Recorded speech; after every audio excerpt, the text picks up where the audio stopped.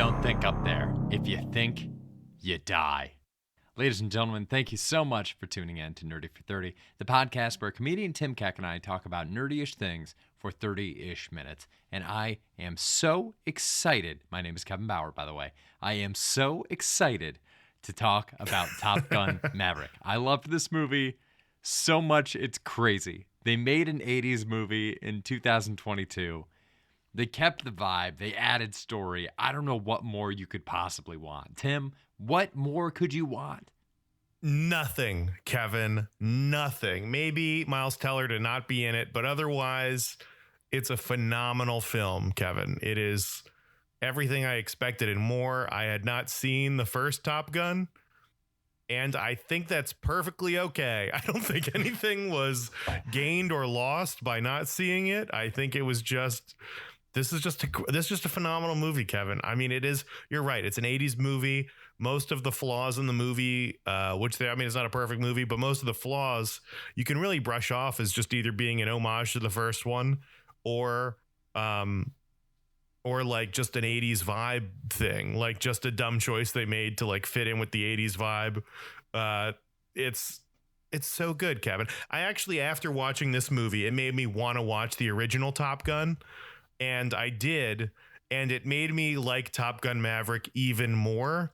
Top Gun Maverick is just a better movie in every way. It's actually a good movie, and we're gonna get into it. But man, it's phenomenal, Kevin. I loved it. Oh my God, it's incredible. And yes, you're right. It does have Miles Teller in it, which is a strike again. And yes, maybe the cast has 1.5 women total, and yes, maybe it does glorify the military-industrial complex. This movie is not without its flaws. It's incredible how much it pulls off just doing the 80s straight-faced. There's a scene in a movie in 2022 that is a major blockbuster where authority figure is staring out the window. I think it's raining. And he is field dressing the protagonist and saying, "God damn it, I don't know whether to court-martial you or make you team captain." The two extremes. Do you get dishonorably discharged or given a tremendous honor? This entire movie almost functions as a thesis of how blockbuster movies maybe aren't working as well as they used to because they don't have these ridiculous, like, Mary Sue characters as the protagonists anymore. Maverick's entire thing is that he's fucking unflappable. Like, this dude, he bucks the trends. He doesn't listen to authority. He does it his way, and he does it better than anybody else. And God damn it if it doesn't work out for him every time. Like, he's running these like training exercises. He's flying his plane up between these other two planes and stuff. It's incredible. I feel like a criticism I've seen of the movie is that there is no real passing of the torch, right? They have introduced this new cast. They've introduced this new cast and they're not fleshed out at all. There's no next thing. And I have like you. How fucking dumb are you to think that there could be one? This is Tom Cruise. This is a Tom Cruise movie. There is no Top Gun without Tom Cruise. There's a point in the movie near the end where it looks like Tom Cruise might have died. And for a second, I was like, oh, that's a choice. And then I knew instantly they couldn't do that because like the planes they were flying, no one else could land them. There's no way that Tom Cruise disappears in the third act and Miles Teller brings us to a satisfactory conclusion. All right. There's no way Glen Powell rolls in and we're like, oh, okay, this is fine without Tom Cruise. There is no movie without Tom Cruise. Tom Cruise is the Top Gun. It was true in the 80s and it's true today. It is Tom Cruise being Tom Cruise. And that is what you were here for. None of the other characters matter. And they should be limited to just basic dialogue that could have been lifted from any other 80s movie. Like everything John Hamm said, I'm confident has already been said to Sylvester Stallone, to Arnold Schwarzenegger, to many of our action hero like heroes, There's not an original line of dialogue in this whole thing. Oh my God. I went back and I was watching the original one, and there's a line in it where the instructor that he starts having a relationship with is like, I didn't say that you're the most talented pilot I've ever seen because I didn't want the room to catch on that I'm starting to fall in love with you. That's the kind of shit that people can't get away with anymore.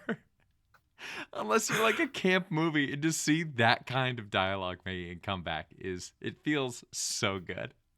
Because no human has ever actually said that to another human being before. You know what I think it is? It reminds me of old comic books where they had to get like so much exposition out in one word bubble. Yeah. So they have people saying shit that they would never say otherwise.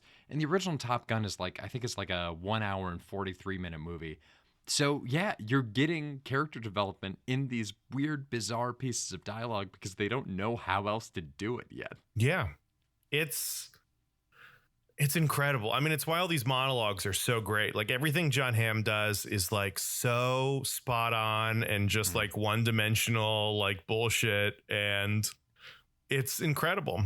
Is that what it is? Is it just that every character is one dimensional?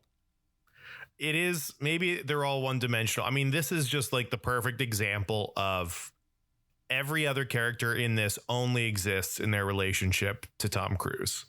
There's no other story. There's kind of a story with Miles Teller coping with like the death of his father, but even that isn't relevant, right? Like his parents aren't around. He's not arguing with his father. He's only in conflict with Tom Cruise. So no one else in this movie has like their own personal conflicts. Like Jennifer Connelly is clearly like a single mom raising a kid. That's not an issue. The bar's fine. She likes sailing her boat. They're very happy. Tom Cruise is here. It's nice that he's here. Like, that's it. Like John Hamm, it's like, you know, if soldiers die, they die. Like, I don't care. I'm not going to like stay up at night worried about my soldiers. If Tom Cruise saves some soldiers, that's cool. If he doesn't, that's fine. You know, like there's like nobody has their own stakes. It's just everything in this movie revolves around and is related to Tom Cruise. And it's perfect. You know, we just don't make movies like that anymore. They just don't exist. It's the anti-Stranger Things. We talked last week about how much Stranger Things is going out of their way to build out these side characters and make sure that everybody has a really compelling backstory. I don't think there could be less of it in this movie. I was going to say this movie's good in the way like John Wick is good, where it's like you're taking all these like tropes and you're just kind of perfecting them and smoothing them out and adding a plot. Like the upgrades and all these things are like, or like, or at least specifically in Top Gun is like, now there's a plot and like coherent storytelling and the effects are like a million times better. It's just, this is like Top Gun. It captures the vibe perfectly from the first movie and upgrades everything. It's phenomenal. Dude, I think what makes this one so much more effective than the first one in terms of storytelling, even though it still has that like one dimensionality, is their ability to hide the exposition that they set up that is going to pay off later. So, you know, both of us, we met doing comedy. We've done a lot of comedy in our lives. A lot of it is about setting something up that the audience doesn't realize is going to come back. Just that very simple sleight of hand. It's something that I personally have found to be a real challenge with writing, just because, you know, I'm not very experienced at writing narrative. It's a little bit of a different beast to figure out how to include things, draw enough focus to it that people are going to know it's there, but not so much that they're going to know that it's critically important later on in the movie. They solved that in the original Top Gun, and I think in a lot of 80s movies, by setting up the stakes immediately before they were going to pay off. You go into a scene, you're told what the point of the scene is, they are doing it. Like, we hear about the drill they're going to do, they do the drill. The hard top is 10,000 feet. Maverick goes below 10,000 feet. God damn it, Maverick, I told you not to go below 10,000 feet. In this one, they do such a good job of throwing these little pieces of information forward that then pay off and just make you feel so fucking good. We get that little nugget of information about these F-14s that are at this enemy base. It's only in there, we think it's an obstacle. Like, we remember it's there because we know, like, oh shit, if those things get in the air, we're fucked. Then, when they don't know how they're going to get out of the enemy base, and Maverick's like, well, I have one idea. It's just enough to make you remember those F-14s are there, And based on everything we've learned in the hour and a half with Maverick leading up to it, we all collectively as an audience go, Maverick, you son of a bitch. I It's mean, incredible. Everybody is on board the ride. It was so much fun. I think that's a great observation. There is a lot of miniature setup, but I would also point out that there is an overarching plot. There's an overarching objective in this story that simply does not exist in the first Top Gun. Like, True. the first Top Gun is like, I don't know, like in Star Wars, like their goal is to like defeat the Empire. But then I don't know, like in Top Gun, the last 15 minutes of the movie, like I'm like maybe 20 minutes, like definitely less than 20 minutes of the movie. They're like, oh, there's some bad guys over, a ship's down. There's some bad guys coming. We have to stop them. And it's like a whole new plot, whole new stakes. Like now they're actually dropped in war. And it's like, cool. So the first 90 minutes of this were just them fucking around like in college, like in airplane college. And now they're in the war zone. And in this one, it's like, we're here for this mission. And they remind you of the mission constantly. All of these little goals that you're setting up are like all in line with the mission. Everything's in line with the mission. There's a floor, we break it. Here's a rule, we break it. Here's this, we break it. Tom Cruise is like teaching them stuff. He's fired. He has to win them back. He steals a plane. He beats the course. And you know what? When he does his time, they've been running it in 2:30. He runs it in 2:15. Like they have this main objective, and then they just set up all these tiny little points and these tiny little rules that they immediately break, and it's fascinating. And even at the end of the movie, they accomplish the objective, and then it's a different movie. It's no longer Top Gun. It's a Mission Impossible movie. It's another movie where he's just on the ground behind enemy lines. That's what especially the movie I was thinking of was Owen Wilson's Behind Enemy Lines, where he's like running around and trying to get out of there. And then he finds another plane and flies that one away. Like, it's insane. Like, no part of this is nothing like the previous Top Gun. This is absolutely nothing like any of it. Nothing in the movie so far has prepared us for Tom Cruise to be fighting Russians on the ground, but somehow they do. Somehow they pull it off, and the movie's better for it. And it's a good movie, and they like subvert everyone's opinion of it. Like, they've established this goal the whole time, then they accomplish the goal, and there's more. Like, it's just good. It's just good action movie writing, Kevin. Dude, and having them train so long for the one mission is so fucking effective because it plays into the characters that, of course, Maverick can do this. He's Maverick. But suddenly, it's like the Superman problem, where it's like, look, Superman is invincible. So it's never interesting to challenge Superman because he can do it. What you do is you go after Lois Lane because she's vulnerable. You go after Jimmy Olsen. You hit him with the Spider-Man thing we talked about last week, too, where it's like, are you going to save this or this? You only have time for one. Right. Of course, Maverick can do it, but is he going to be able to teach these kids how to do it? Is he going to be able to give them a little bit of this Maverick energy? And the training sequences reminded me of the first Iron Man. Lauren and I talk about this all the time with Iron Man versus Captain Marvel, how it's so effective and we feel so much for Tony Stark when we first see him building the Iron Man suit, because we see that thing go through multiple iterations. We see him fly it too high and run into the icing problem. He almost dies. We see him add the flares. We see him add the beam later on in another one. Like all the little missiles and stuff. We see every step of the way. Whereas for Captain Marvel, she just showed up and could do all of her energy powers. We never learned her limits. But we saw the limits firsthand with Iron Man. So when we see them failing at the task so many times for the bulk of this movie, when they finally pull it off in the end, it's triumphant. We feel so good. Yeah, you're happy for them. They achieved something. There's character growth. I'm saying most of that's pretty flippant because it's just minor characters that who gives a shit. I mean, who cares if Miles Teller goes faster? But like even like in the beginning of the movie, they're like doing the sequence where they're breaking Mach 10. And like no doubt in my mind, they're going to get to Mach 10. They're going to push it too far and the plane's going to break. Like I knew instantly, I'm like, I get it. I get what this character is. I think the opening scene with Tom Cruise is him like, is it him in the hangar? Is that before this Mach 10 thing? There's one scene where he like sits in a chair and he doesn't just sit in it. He throws his leg over the back of it like he's getting on a motorcycle. And I was instantly like, I get this. I get what this whole movie's about. I understand what this character's thing is. Then he puts on a bomber jacket and some aviators, and I'm like, I get it. Like, I don't need anything else. I don't need to learn anything else about this character. I have it. I know what this whole movie is. And that's all it was him. His name's freaking Maverick. That's all it is. They tell you everything. It's so blunt.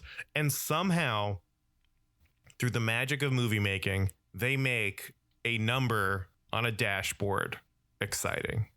I was like, that was my big concern going into this, having not seen Top Gun, is like, how can they possibly make this interesting? Mm-hmm. Like, it's just planes flying, especially if the whole movie was just planes going faster. It's like, okay, so he's going to push the button a little harder. Like, that's something I've never really gotten into.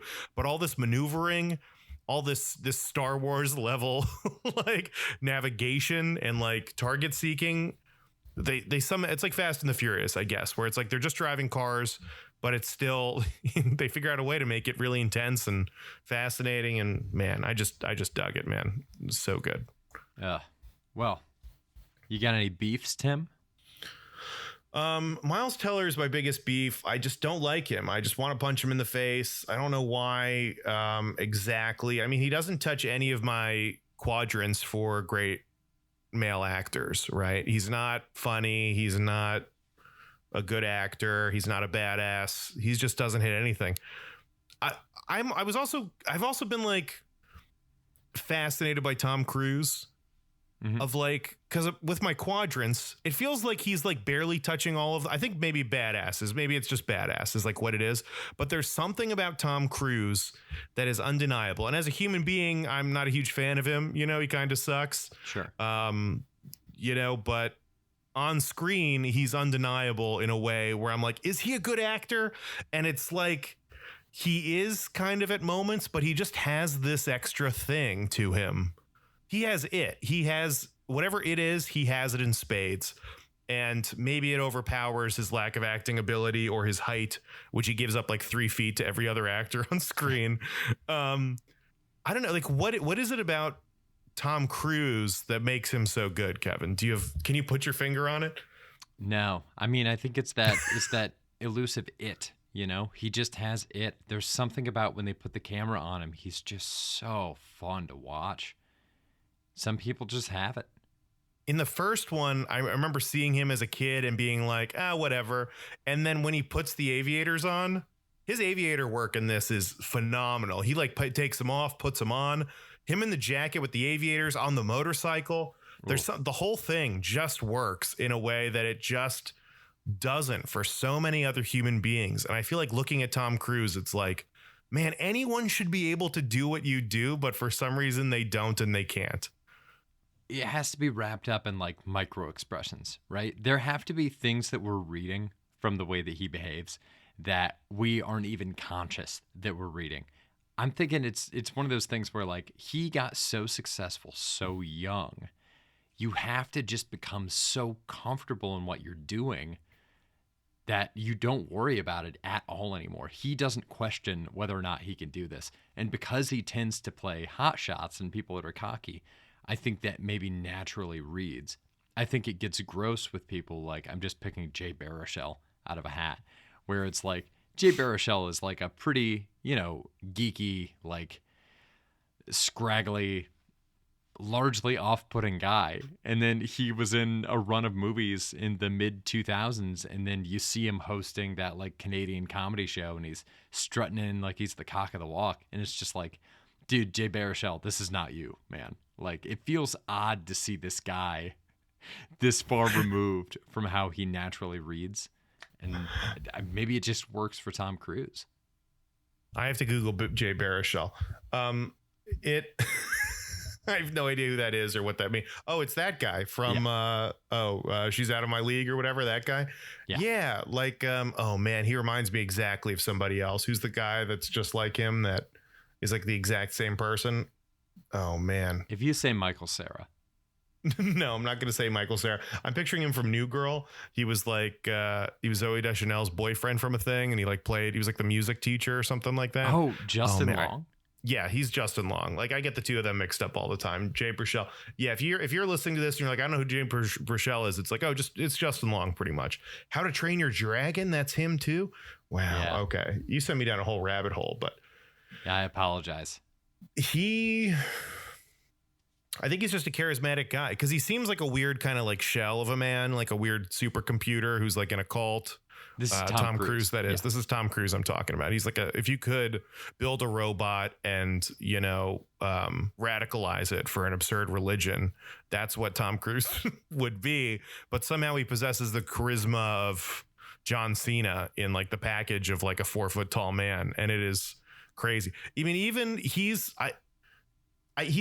to be attractive, right? He's a hot guy.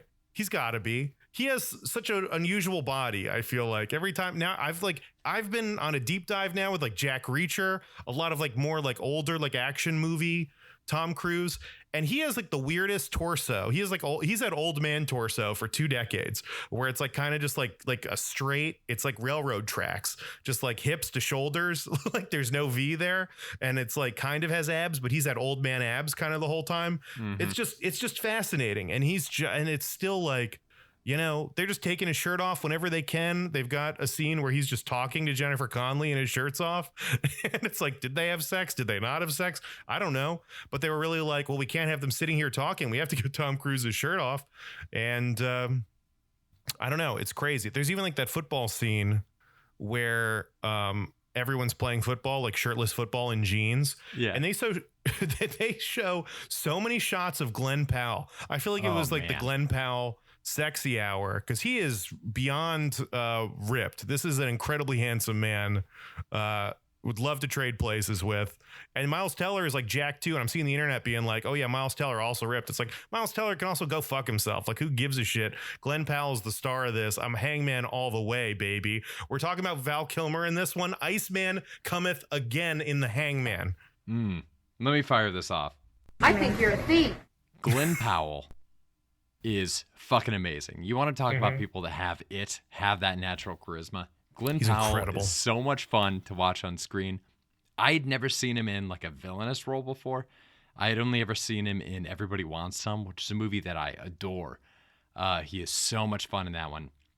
And this one, to see him be a little bit of an antagonist, it's like, you found it. I felt the same way when I saw John Hamm playing 80s authoritative bad guy. It's like, you fucking found it. This is who he needs to be in his post Don Draper career. Oh man, there's like again with cockiness, there's like definitely a cockiness that reads from Glen Powell, but it is that like Val Kilmer cockiness of like, because I can back it up. Like it's like extreme self-assurance, and when you see him strutting around with his shirt off, it's like, God fucking damn it, yeah, this guy's got it all. He is the heir apparent to Iceman from the first one in a way that Miles Teller just can't be for like Rooster. I mean, it feels like they're trying to set him up as like the new Maverick, and it's like he's not. He can't hold a candle to Tom Cruise. Tom Cruise is playing him off the screen every scene they're in. It's just not even close, in my opinion.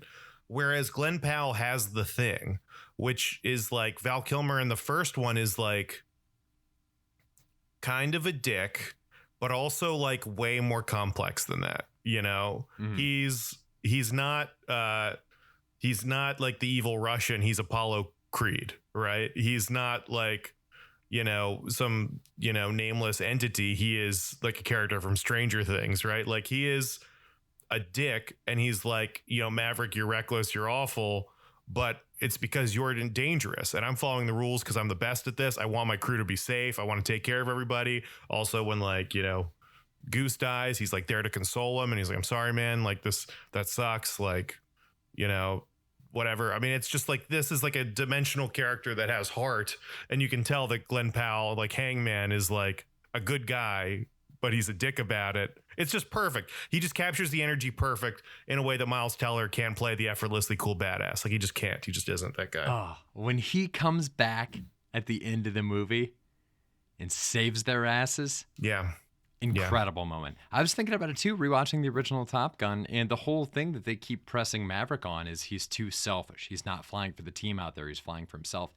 Honestly, Hangman is the heir apparent to Maverick as well. Like, the whole thing with Maverick in the first movie is, Goose dies. He kind of loses his mojo for a little bit before he finally gets back up there and starts Mavericking again. But like, very, very similar character arc with Hangman. It just happens completely off screen. Yeah, they could totally do a Top Gun 2 with Glen Powell. I think being the guy. I mean, maybe they couldn't because it is. I just rant about how it's just Tom Cruise. But like, there is a movie like this where Glen Powell is the lead and is the badass and keeps getting away with stuff. Absolutely. And yeah, I don't know. I think it's God. It's so cool, man. It's awesome. How weird was it to see like Ed Harris at the beginning of the movie, like an ancient old man telling Maverick that he's like, you know, that computers are the future. I thought that was fascinating. That's something you don't normally hear from senior citizens is like, you know, technology is actually going to replace your job someday. You know, oh, we don't need we don't need human beings on the front line. Like, you know, we're always going to need humans to screw lids onto jars and send them out of the factory. You know, like there's no way a machine will take my job. You know, we're always going to need truck drivers. There's no like that's what you normally hear. And then Ed Harris is like a computer will replace you in minutes. You are a dying breed, Maverick. And it's like, dude, you are literally dying from old age. You are going to be obsolete as we speak. I don't know. I thought that was funny. Dude, Ed Harris invented the first computer and has spent his entire life just trying to stay abreast of the advances in technology. Yeah, it was very strange.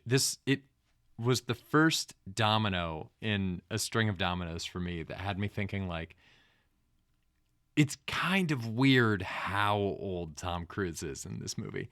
It's kind of weird to see him just kind of, you know, fucking around. He's been fucking around, living like he's in his 20s for 30 years, and nobody thinks that's sad in this movie. Not one person thinks that that's a bummer.